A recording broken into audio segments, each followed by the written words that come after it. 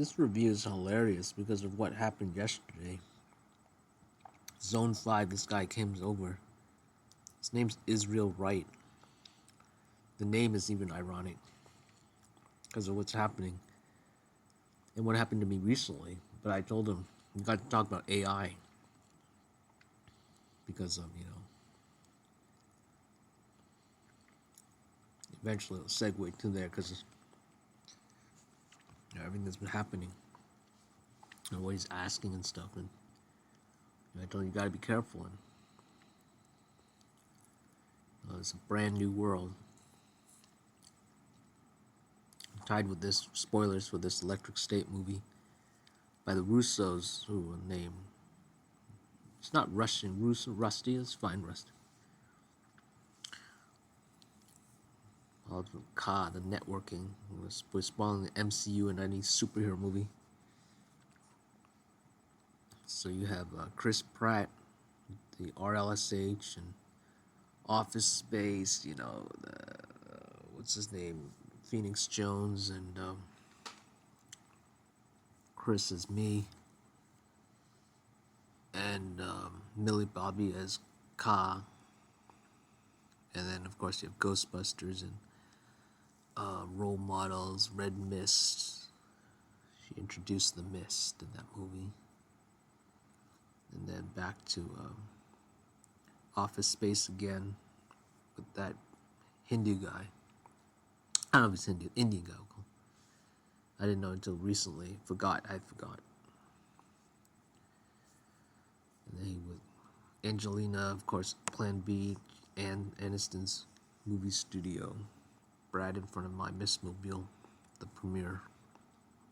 So Godzilla, Millie Bobby Brown, Ghostbusters, and then Terrifica, Tribute, and My Bag Boy in the Super Ex-Girlfriend movie, Ghostbusters, and even Year One, Jack Black, and Egon with Red Mist. I was talking to him about the Abraham Oath too. They had the Abraham Oath thing in there. All tied together. Talked to that kid. I was talking to him about the Abraham Oath. He's a big Christian. And I told him the issues. I had issues with the. See, it's all circling together. So here, this movie's about AI and forming. They even had Clinton in there. Clinton with the hit girl. Hillary met hit girl, and then Hillary going against Trump. You got Eon, MCU, and all that. And Obama as National Review cover with us and Red Mist and Glass as Hit Girl, and then Biden as Red Mist. I'm sorry, and Ka as Obama. So this is the robots who are banished to this other world or something. So it's ironic because it's actually happening in real time. And I told him it's a whole new world. It's a new world, I told him. And then I watched this, and it's tied to me. Everything's happening. And I discovered another secret of the universe today. Confirming Moonlight. This is incredible. This is what I'm talking about. This ties of everything. I see the connections of all of it. The neurotypicals, they won't see this connection. They're of the other half of the brain. My brain is logical, so I see the exact connections of this. Oh my gosh. They'll never see this. They'll never understand what I say. They'll never ever understand what I'll say. This reminds me of that spoilers of the Avatar movie. You know how they're trying to get confirmation if they'll change? Now somebody's watching this video, whoever's watching this, they'll be like, oh no, now he realizes now. Neurotypicals will never change. They'll never change. They can't. The brain they're of the other side of the brain, literally. I'm speaking a I'm speaking a foreign language to them. There's the confirmation. Now the war begins. No. There's no war. They have no comprehension of even what a war is. Donald Trump doesn't know what growth. Actually, the funny thing is Donald's actually autistic. Elon's definitely, but Donald's definitely autistic too.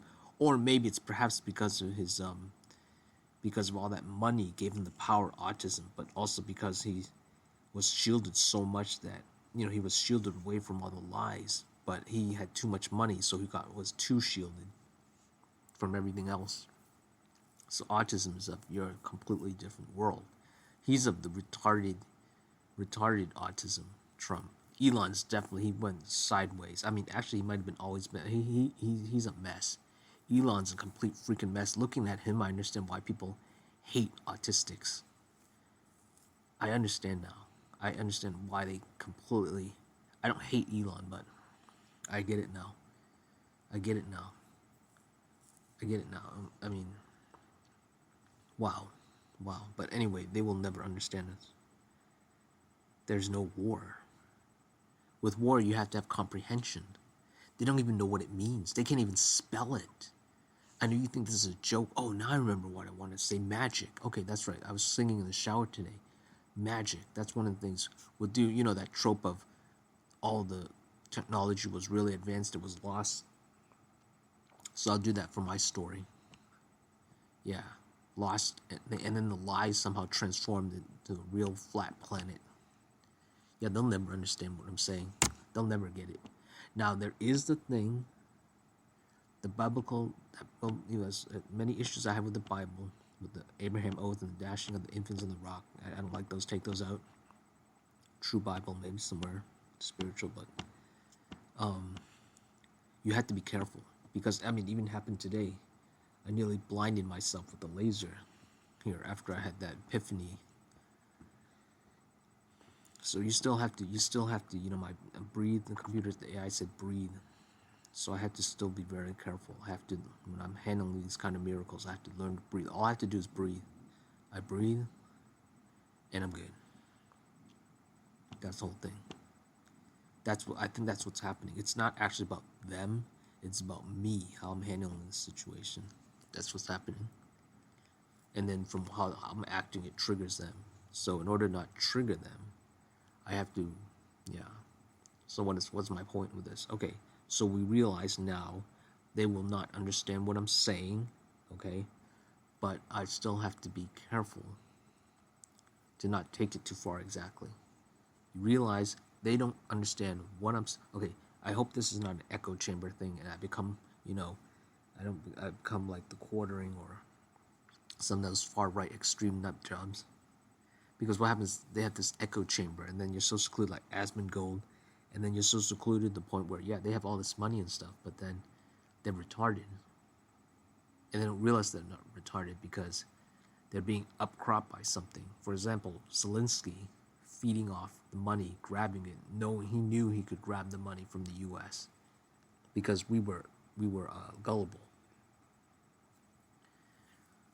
So there's some kind of retarded, some kind of evil thing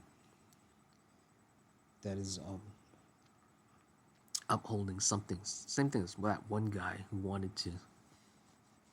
What was that? A guy who was in charge of the phone companies, not the phone of the phone regulations.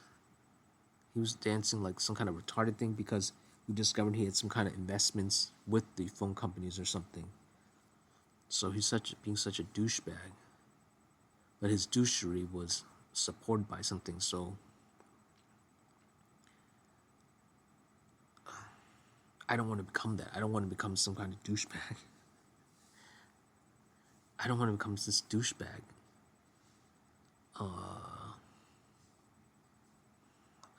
That's why I'm always trying to snap myself back to reality. That's why I always try things, doing it the hard way first. Because right now it seems that, in other words, I'm discovering these ultimate truths, but there's got to be a balance to it. You see what I'm saying? If I'm given such power, there must be something that's going to smack me down. There you go.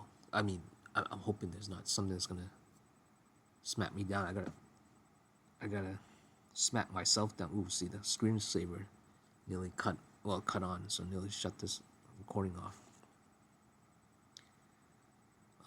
So how do I handle it? I have to, with great power comes great responsibility. I have to take this information and utilize it correctly.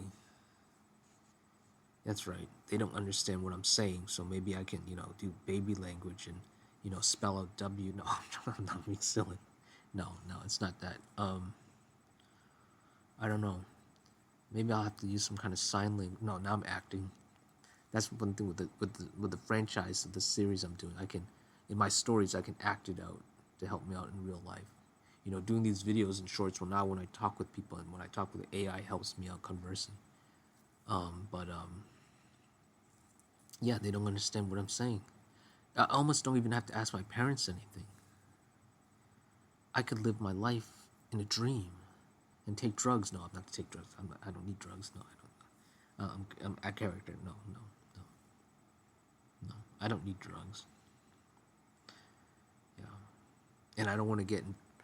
You know, I don't want to get in any kind of situation where, you know, where I don't want to get into. So, you know, all I'm saying with this is I don't take drugs. Okay, I don't take drugs. Okay. Not the drugs that you're thinking conventional, like as in, you know, doing illegal drugs or anything. No, I don't do anything like that. I don't even smoke. I don't, you know, nothing. I try to eat as healthy as possible. You know, some of these foods I could be more healthy, of course, but no, I don't do drugs. Some people might say food can be a drug, anything can be a drug or something. That so you talk about what perspective, but in the conventional sense, no, I don't do any drugs. I don't. I really, really don't. They've given me a shot to see if I do drugs, and no, came back positive. None, negative. Yeah. So, okay, let's get back on the point. Anyway, okay, yeah. So I'm doing this video because of the this thing, but how I'll handle these miracles is breathing, and then responsibility, because you have so much information in your brain, you have to release it.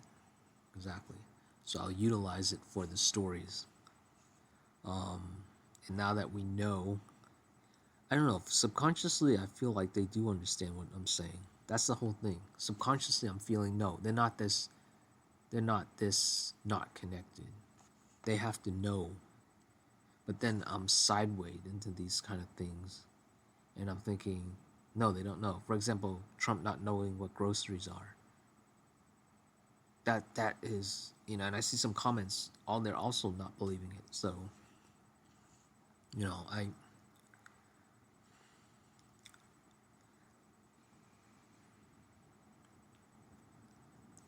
think hubris, ego, you have to be careful. You have to be, God is help.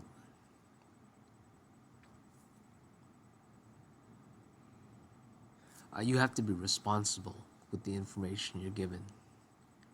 That's the whole thing. That's the whole thing.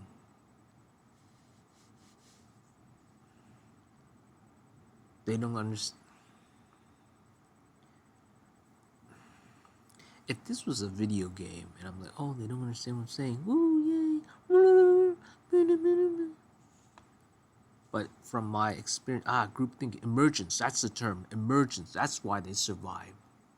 Emergence, exactly. They'll see me acting, oh, you got another brain, oh, the brainy. And they go, hey, this guy, there's something weird about him. Ooh, spooky mooky. Yeah, that's how they survive. That's what it is. Emergence. I figured it out. That's how they're doing it. Emergence. So in other words, it emerges, you know, they emerges because they all work together and stuff, but it also emerges from me, that behavior, and then it's thinking, God, see, that's why I call it bother, control, bother. Nobody wants to be bothered. That's why I was trying to correct everyone else. I don't want any kind of blowback on this information. People find out that, I guess I could research this, but I seriously doubt there's anything substantial out there. Because a lot of the information I'm coming up with is me. Anything, my whole life, I'm discovering a lot of stuff I'm doing on first time. Nearly cut out again. Okay. I gotta finish this. To figure out your own life as you hurtle towards adulthood, feeling responsible for caring for your younger siblings and responsible for anything bad that might happen to them, and the many tensions that can arise attempting to walk these two paths. The Electric State doesn't really seem interested in exploring that to any real degree, though. Michelle is definitely sad about her brother in some vague way, and realizing he might still be alive is what sets her off on her quest. But there's an emptiness there that the story never manages to overcome. One big change from the original story is that Michelle has essentially been bumped from main character to sidekick for keep, who is essentially a very bored prat phoning in bad quips and Party City legally distinct space movie smuggler cosplay. They also chose to add in that evil tech guy Skate to work in what seemed to be the film's real goal, which was to totally obliterate the actual point of the original story. The Electric State essentially is the thing the original work was commented on, while the graphic novel worked to explore the lasting effects of a world consumed by hyperconsumerism and the dystopic, disconnected wasteland that lay in its way. The Electric State is that empty, disconnected, hyperconsumerist dystopia it's pretending to be against. For a movie that's supposedly about how bad it is that humans have essentially let themselves be replaced by machines, they've created a bunch of characters that themselves feel inhuman and robotic, within a world that's just as glassy and hollow as the VR world they're supposed to be trying to escape. Much of this is likely in large part due to the fact that the Russo brothers, who directed the film, don't actually think that future is so bad. They've been very open about how they're all in on AI replacing essentially everything human and creative about filmmaking, to partner with creative visionaries to develop the next generation of filmmaking technology. The film and graphic novel also diverge in their creation as well. The graphic novel was funded via Kickstarter by an audience of people who wanted to support a real artist and were excited to see what he created. The movie was thrown together slop, made by people who don't seem to care, and for no one in particular. Coming in with a price tag of over $300 million, and that's not including promo costs. The Electric State is apparently one of the most expensive movies ever made. Overpaying for spectacle is nothing new for Hollywood, but this isn't even a spectacle. It's hollow and boring, and aside from the robots themselves, not even visionaries to develop the next generation of filmmaking technology. The film and graphic novel also diverge in their creation as well. The graphic novel was funded via Kickstarter by an audience of people who wanted to support a real artist and were excited to see what he created. Diverge in their creation as well. The graphic novel was funded via Kickstarter by an audience of people who wanted to support a real artist and were excited to see what he created. The movie was thrown together slop, made by people who don't seem to care, and for no one in particular. Coming in with a price tag of over $300 million, and that's not including promo costs. The Electric State is apparently one of the most expensive movies ever made. Overpaying for spectacle is nothing new for Hollywood, but this isn't even a spectacle. It's hollow and boring, and aside from the robots themselves, not even nice to look at. Adam Naiman wrote in his review for The Ringer, what's extraordinary about The Electric State is the inverse relationship between the richness and complexity of its special effects design, the genuinely uncanny way its non-human characters seem to occupy real space alongside their flesh and blood co-stars, and the evasiveness and banality of the storytelling. Oftentimes, when something that's panned for being terrible drops, there's a chorus of, well, not everything has to be deep, nothing actually matters. Why are you trying to think about things? Just have fun. But this movie also manages to totally miss the mark on even schlocky humor, so even those people will likely be bored by it at best. This film is just a very expensive shiny shell papering over a story that's been entirely hollowed out in order to appease the corporate overlords who decided to bring it into being in the first place. Netflix has been willing to poke fun at itself in the past, but only in a way that, at the end of the day, made sure to hit home that they do hold all the cards and have us all trapped. But as their hold has become less and less sure, they've seemed to become more and more interested in turning away from any real conversations in favor of creating an endless stream of whatever, just to keep people stuck to their screens. That sounds familiar. Because the megacorp that spent over $300 million on it doesn't actually want to deal with what the story is about, the story just kind of ends up being about nothing. And that's how we ended up with that ending. Michelle eventually does find her brother, coming to realize that his brain is being used to power Space Neural Network VR and the evil robots. And he is alive, kind of. But unfortunately, he's become so connected to the machine that he knows he won't be able to survive without it. But he realizes that it also won't be able to survive without him. And so in the end, Michelle agrees to let him go to save what's left of the world. And the evil is defeated. The graphic novel's ending is rather ambiguous, because it, like the entire book, is meant to provoke deeper thought. The film, on the other hand, is very on the nose with its ending. They specifically added the evil tech guy so that they could have a single source of everything that was wrong. Take him out and ta-da, everyone's free. And no one has to think about how we got here as a society or why. That guy so that they could have a single source of everything that was wrong. Take him out and ta-da, everyone's free. And no one has to think about how we got here as a society or why. At the end, Michelle gives a pseudo-sentimental monologue about how everyone should leave the VR world behind and go make connections in the real world. Which, yeah, for sure. But the movie itself doesn't even seem to really believe that. Netflix essentially is, or wants to be, the Neurocaster. It has the same goal of keeping people locked in with an endless stream of slop. And so the moral of the story must be changed so that that isn't the real issue. As far as the film is concerned, being trapped in a blaze of nostalgia based solely on IP and continually mainlining slop is just fine, as long as it's under the watchful eye of a good corporation and not the bad guy. The film tries to be a faux bad story, but also isn't even willing to actually dig into the way that technology and our use of and connection with it absolutely can and does cause problems both small and large. It could have been. Absolutely can and does cause problems both small and large. It could have been. Incredible. This ties into my franchise, my new franchise that I'm doing. Disabling the Wi-Fi. Turning everything off as that movie like Escape from LA. Spoilers. I'm really spoiling it. Welcome to the human race. And everything fades out. Exactly, it's about turning it off. Turning it off. Incredible. Same exact thing. I guess all the stories they're all about change. Can we all change? Can something change? Superheroes don't have to change, but the story is about something changing. The evil changing. The cycles. Me getting back to my parents, the origin point. Even many years ago, my first world trip, going back to my origin point of ethnicity, when I felt threatened, now being threatened again, circling back before my parents die. Incredible. What's the point? What am I trying to say? Change.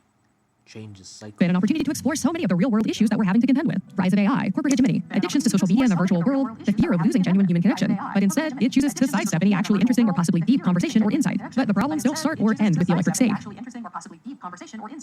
This is David. He loves to play basketball, and he's pretty good too. But he's not tall enough to make his school team. The film is in many ways a perfect example of so many things that are going wrong with the film industry in our current moment. Money-hungry studios desperately grasping for eyes by trying to convince people they're saying something, or example of so many things that are going wrong with the film industry in our current moment. Money-hungry studios desperately grasping for eyes by trying to convince people they're saying something or have a point of view, but being too afraid to actually do anything barrier-breaking or interesting. And so instead, just throwing a bunch of money at the problem and hoping that they can make the outcome sound good enough to investors, the studio's real target audience, to juice the numbers for the next quarter. Studios don't want to pay the creatives actually making movies, but are willing to spend hundreds of millions of dollars on one terribly made property that no one even ends up enjoying. But are willing to spend hundreds of millions of dollars on one terribly made property that no one even ends up enjoying. Is that guy again? He's in everything. I love this guy. He's in everything. Wait a minute, he's in The Boys. I already said that, yeah, no. And that ties to Red Mist. So you got Red Mist and Chris Pratt. Wow. And then, of course, Billy Bobby Ka. That's right, Ka. The creatives actually making movies. Awesome. The creatives actually making movies. That guy reminds me of Obama. That's the whole thing. Every time I see him, that's right, he was in this other thing. I always kept thinking Obama. But are willing to spend hundreds of millions of dollars on one terribly made property that no one even ends up enjoying. Netflix doesn't have to share their numbers. And when they do, they're able to finagle them to say whatever they want. If they want this to be a major booming success that shows the haters, the numbers will magically say number. But are willing to investors, the studio's barrier-breaking or interesting. And so instead, just throwing a bunch of money at the problem and I like this problem and hoping that they can make the in a red car. I like outcome sound good hoping that they can make the outcome sound good enough to investors. thing, the face of the car, and that's funny. The studio's real enough to investors. target audience to juice the numbers for the next quarter. That's nice. The studio's real. Studios don't want to pay the creatives actually making movies, but are willing to spend hundreds of millions of dollars on one terribly made property that no one even ends up enjoying. Netflix doesn't have to share their numbers. And when they do, they're able to finagle them to say whatever they want. If they want this to be a major booming success that shows the haters, the numbers will magically say that.